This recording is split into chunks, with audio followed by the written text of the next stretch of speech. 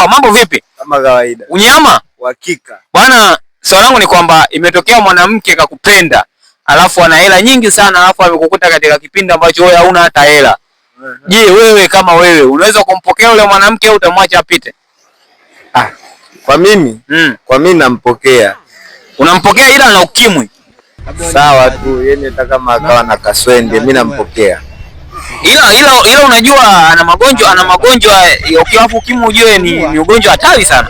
Wangapi baba na ukimwi babu na afya na mapema. Kwanza ukimwi wenyewe unaleta afya mwilini, unakunenepesha, unafanya uwe mwili wako uwe vizuri.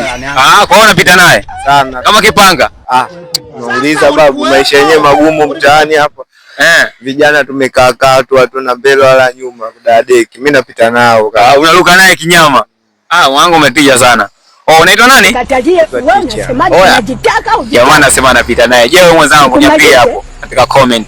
Unaweza ukapita naye au kupinga namna hiyo. Ukaendelea kuwa katika sehemu ya maisha yako?